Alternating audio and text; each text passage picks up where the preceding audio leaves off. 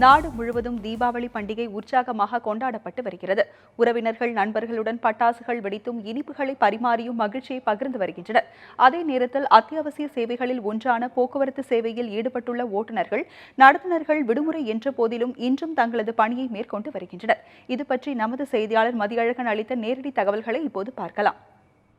இன்று தீபாவளி பண்டிகை விமர்சையாக கொண்டாடப்பட்டு வருகிறது. வெளியூர்களில் இருக்கும் பொதுமக்கள் தங்கள் வீட்டிற்கு சென்று உற்றார் உறவினர்களுடன் தீபாவளி பண்டிகை கொண்டாடுவதற்கு அதிக அளவில் நாடுவது பேருந்தை தான். ஆனால் அந்த பேருந்தில் பணிபுரியக்கூடிய ஓட்டுநர்களும் சரி, நடத்துனர்களும் சரி, இன்று தீபாவளியை கொண்டாடாமல் இன்றும் பணியாற்றி வருகிறார்கள்.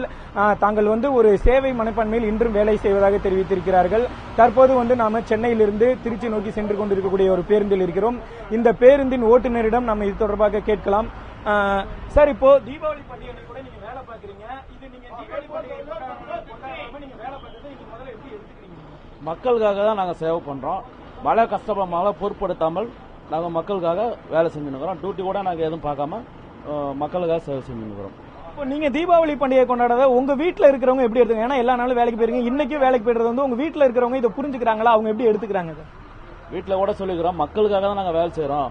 நம்ம வீட்டில் நாளை கூட கொண்டாடிக்கலாம், நாங்கள் இன்னைக்கு டியூட்டிக்கு போய் ஆகணும் அப்படின்னு சொல்லிட்டு வந்துட்டோம். ஆனால் அவங்க பரவாயில்ல, இன்னைக்கு போய் பாருங்க, மக்களை கவனிங்க, மக்களுக்காக வேலை செய்யணும், அதை தான் நம்ம இது செய்யணும் அப்படின்னு சொல்லிடுவாங்க. அதாவது இந்த ஓட்டுநரின் கருத்து என்னவென்றால், தாங்கள் பண்டிகை முக்கியமானதான், ஆனால் அதைவிட முக்கியமானது மக்களின் நலன். ஏனென்றால் மக்கள் தாங்கள் இன்று பேருந்து இயக்கினால்தான் மக்கள் தங்களது ஊர்களுக்கு சென்று தீபாவளி பண்டிகை அவர்கள் சிறப்பாக கொண்டாட முடியும். அந்த ஒரு நோக்கில்தான் தாங்கள் இன்றும் பணியாற்றி வருவதாக இந்த ஓட்டுநர் தெரிவித்திருக்கிறார். ஒளிப்பதிவாளர் சுரேஷுடன் சென்னை கோயம்பேடு பேருந்து நிலையத்திலிருந்து மதியழகன், நியூஸ் 7 தமிழ்.